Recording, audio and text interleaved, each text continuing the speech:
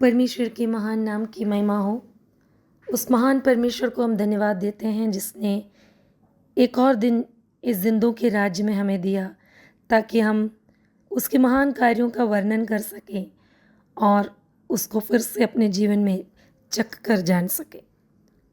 आज के कुछ देर के मनन के लिए भजन संहिता 46 को हम देखेंगे।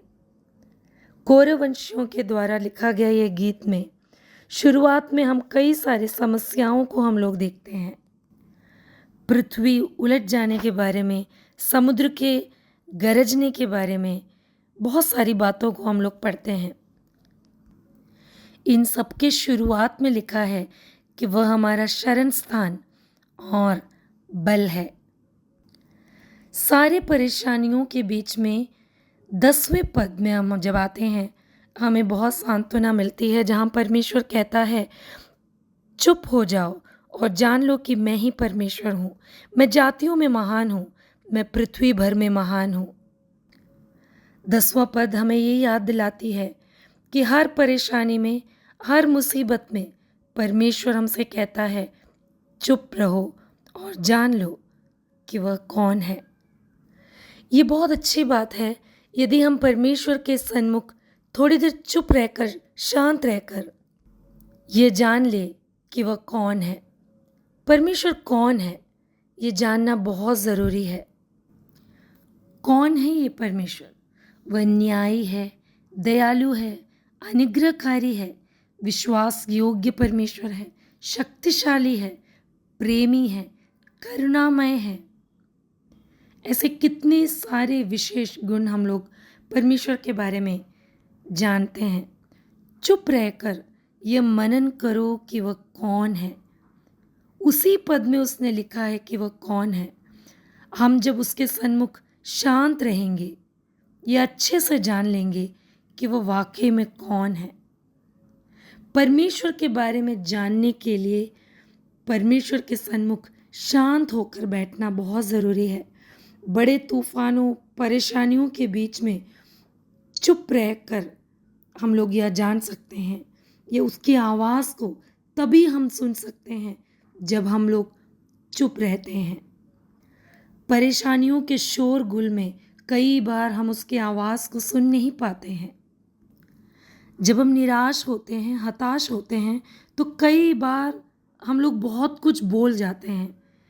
यहाँ परमेश्वर हमसे कहता है चुप हो जाओ। कई बार ऐसी बातें बोल देते हैं जो परमेश्वर के खिलाफ होंगे, उसके वचन के खिलाफ होंगे। कभी कभी हमें लगता है जब हम बहुत कुछ बोल लेते हैं तब हमारी समस्या का निवारण हो जाता है। प्रियो, ये जान ले कि हम लोग खुश रह सकते हैं क्योंकि वह अच्छा है। हम लोग चुप रह सकते हैं क्योंकि वह सक्रिय है। हम लोग आराम कर सकते हैं क्योंकि वह व्यस्त है। पुराने नियम में निर्गमन 14 के 13वें और 14वें पद में हम लोग पढ़ते हैं, मूसा ने लोगों से कहा, डरो मत, खड़े खड़े वह उद्धार का काम देखो जो यहोवा आज तुम्हारे लिए करेगा, क्योंकि जिन मिस्रियों को तुम आज देखते हो उनको फिर कभी ना देखोगे। यहोवा आप ही तुम्हारे लिए लड़ेगा, इसीलिए तुम चुपचाप रहो। हम लोग जानते हैं ये कब कही हुई बात है। इस्राएलियों के सामने जब लाल समुद्र है, पीछे फिरौन के सैनिक है, इस अवस्था में कह रहे हैं चुपचाप रहो, चुप खड़े रहो। क्या ये कोई मजाक है? इतने बड़े समस्या के बीच में आगे पीछे उनको सिर्फ मौत नजर आ रही है और वहां पर कह रहे हैं चुप रहो। प्रियो, वो लोग वहां पर देख नहीं पाए कि वहां पे परमेश्वर का हाथ वहां पर कार्य कर रहा था। पानी के निचले तल पर परमेश्वर का हाथ था, वो उनके लिए रास्ता खोल रहा था, पानी को विभाजित कर रहा था। परमेश्वर उनके लिए काम कर रहा था। हम जानते हैं कि वहाँ पर आगे क्या होता है। इस्राएली लोगों को परमेश्वर उस विषम परिस्थिति में कैसे बचाता है। इसीलिए हमारे जीवन में चाहे कितनी भी तकलीफ़ मुसीबत आए, हमें जानना है कि परमेश्वर कौन है। और वो हम कैसे जानेंगे? जब हम चुप रहेंगे। जब हम चुप रहेंगे तो ही उसका सामर्थ्य को हम अनुभव कर पाएंगे। कई बार हम लोग हमारे ज़ुबान से बहुत कुछ हम कर बैठते हैं, बहुत गलत बोल जाते हैं, लेकिन वहाँ पर हम भूल जाते हैं परमेश्वर का सामर्थ्य वहाँ काम नहीं करेगा। 90 पद तक हम लोग देखते हैं, 46 भजन संहिता 46 के 90 पद तक हम लोग देखते हैं कि वहाँ पर दूसरी बातों के बारे में बता रखा है, लेकिन अचानक 10वें पद पर परमेश्वर बात कर रहा है। परमेश्वर खुद ही बता रहा है कि वह कौन है, कि वो परमेश्वर है, वो जातियों में महान है, वो पृथ्वी भर में महान परमेश्वर है। इसीलिए प्रियो, जहाँ हम चुप रहेंगे वहाँ परमेश्वर काम करेगा। प्रभु यीशु मसीह हमारे लिए सबसे बड़ा उदाहरण है। प्रभु यीशु मसीह का जन्म के बाद उसने कितना कुछ सहा, कितना कुछ सुना।